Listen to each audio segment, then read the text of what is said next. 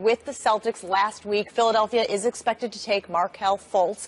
Stephen A., does Fultz deserve to be the #1 pick in the draft? Yes, he does, because the Philadelphia 76ers have the #1 pick. If the Boston Celtics had the #1 pick, he would not deserve to be #1 because he doesn't fit with Isaiah Thomas. That would not work for the Boston Celtics, not with what they're trying to do. They want bigger, more athletic individuals. Not to say that Fultz is devoid of that, because he can get his own shot. He's got a nice handle, can pass, can score, can shoot, etc. But they don't believe he would work with Isaiah Thomas, who was a league MVP candidate, averaged 29 points per game last year, and is looking to re-up with somewhat of a max deal, if not with Boston, certainly to position himself to get it from somewhere else. And it's hard to do that if you got somebody else that you have to defer to in terms of giving them the basketball. Maybe not defer, but share.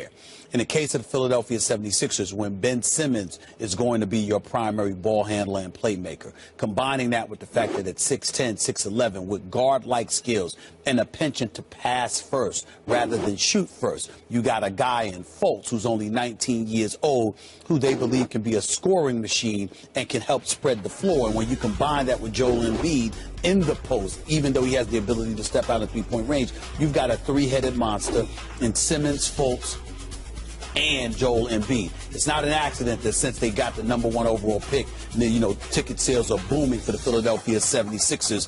Trust the process. Unlike anything in there. Don't get me started with that nonsense. Process. Hell no, I don't. All right, but He's not going to get any credit, but he deserves it. He does not. Yes, but here's the deal. No, you know what? Anybody can do. You know what? I can do that job to throw seasons. Throw seasons. Give me 4 years. Tell me I can throw seasons, and then come talk to me. Go ahead, do it. I don't even want to hear it. The point is, Fultz deserves to be the #1 pick because they're saying what he's made of. I haven't seen much of him. I know he averaged 23 points a game. I know he shot 41% from three-point range, but also know that he only won 8 games in his lone year at Washington. So it's not his fault, but nevertheless, he hasn't proved he can win, but he has talent, and he fits with what Philadelphia is trying to do. That makes him worthy of being #1. For most of the year, I thought it was Lonzo Ball who should have been the top overall pick, but the way De'Aaron Fox got him in the tournament made me say, okay, wait a minute, there are athletic questions, both ends of the floor with Lonzo, and maybe the consensus around Fultz is correct. Where I disagree with you, so I say, yes, Fultz deserves to be the #1 pick. Okay. Where I disagree with you is here.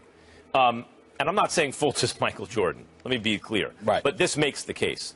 When Bobby Knight was asked, who should we draft?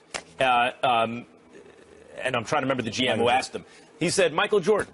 He said, but we need a center. He said, draft Jordan, play him at center.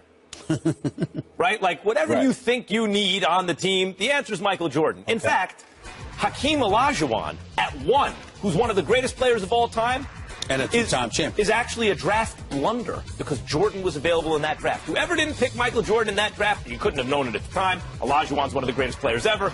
But anyone who doesn't... He's #3 overall. He was #3 overall. Olajuwon and Sam Bowie. And Bowie, right. Right. The point is that Olajuwon was actually a mistake. Think about that for a second. Actually wasn't, but go ahead. If Michael Jordan's available, I don't care who else is in the draft. The answer is Michael Jordan. And what that means is take the best player. So if you think Fultz is the best player, then I don't care what you think the team needs, take Fultz. Now, if it's super close between him and Jackson or someone like that, that I understand. We really need a wing, and we really like this other guy, and we think it's 6'1", half dozen the other, fine.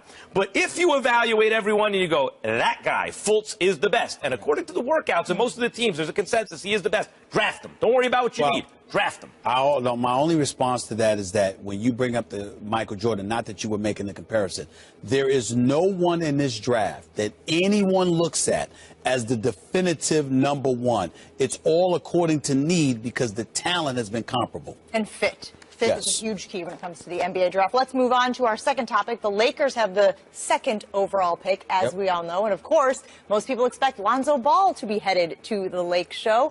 What are the chances that he is a bust in the NBA? You know what's crazy about Lonzo? He's a lot like D'Angelo Russell in the sense that the projections on D'Angelo Russell, and I apologize to the people who are doing the analytics who came up with this projection, because I can't recall it off the top of my head, but the projection on D'Angelo Russell back then was he has the highest upside of anyone in the draft in terms of he's the most likely to become a superstar, comparable with Karl Anthony Towns. But he also had a big bust potential. Yep. Right? There are other kinds of players you go, maybe their upside isn't as high, but their downside also isn't as low.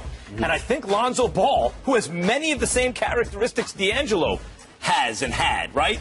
He's tall for the position. D'Angelo's 6'5", Lonzo's 6'6". The special thing he does is court vision and passing. Right? That's Lonzo. Make the teammates around him better. He shoots well in college, and there's a question as to whether it will translate in the pros. A lot of the same, and he may not be as athletic as the top athletic guys, but he also may have the requisite athleticism to be a great player. He's very similar to their number 2 overall pick. He's being selected second. Who wasn't point guard? Just like D'Angelo, and they've already traded D'Angelo. So the question is there bust potential? Yes, there is absolutely bust potential in Lonzo, and just like D'Angelo, he probably also has the highest upside. Where I disagree with you is that I don't compare him to D'Angelo Russell, because I'm somebody that attaches your mind, your mindset, and how you lead with the point guard position. Every position is different. And let me just explain this to both of y'all. As confident as I am, when it comes to basketball, I don't even think about it. And here's why.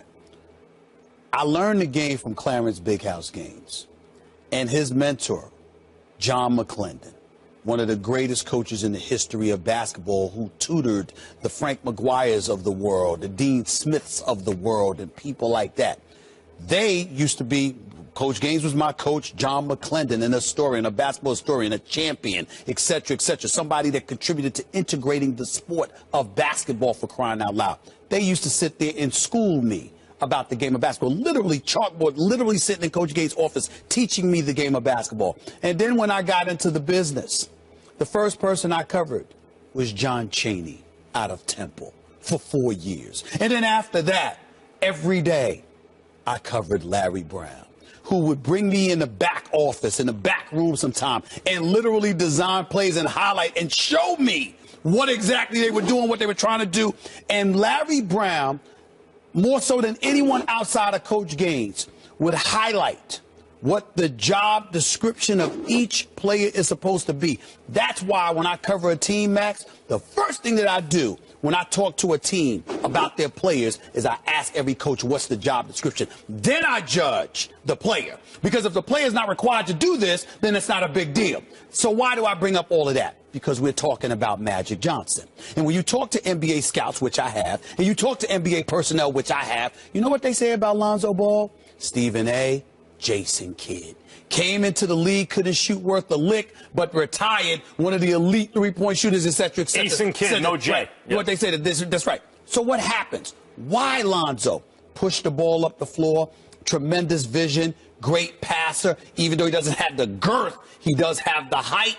And all they talked about, however, which is why they've been saying for months, there's no way Magic is going to pass on him. Because even before he announced that he was entering the NBA draft, everybody was talking about Lonzo Ball at UCLA because of his leadership. Yep. And it's the one thing they don't believe D'Angelo Russell had. That is the difference. I agree. That is the difference. A little size and exactly what you just mentioned. Yes. Then it will all shake down this evening on our network. Coming up, are the Spurs the latest team to shop their star player?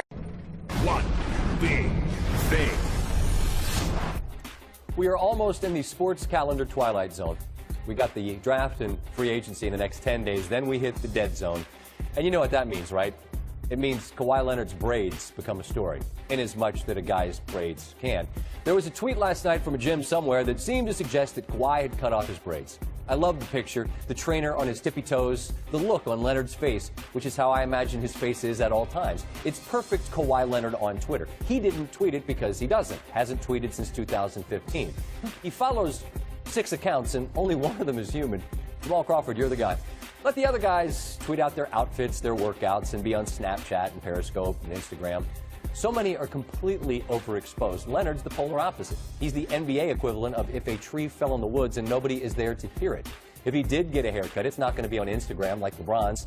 Only he didn't apparently get a haircut. Jabari Young, who covers the NBA for the San Antonio Express, tweets that he got a call from people close to Kawhi who say the photo's fake. Young tweeted that someone altered the photo. You see, we're in the twilight zone. Photoshop braids and sources close to Leonard calling to let people know that it's fake. We don't have a reaction from Leonard, but we're going to show you this and just pretend that it is because it might as well be.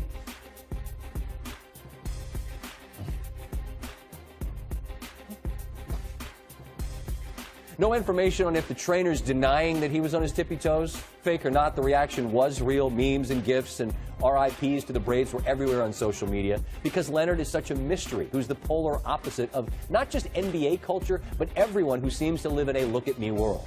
Unless there's a stakeout of the gym where Leonard works out, we won't know the truth until training camp because this is a man who lives quietly because he's quiet, which is a smart way to be, particularly as we enter the Twilight Zone portion of the sports calendar, where things like this rise to the level of very important conversation.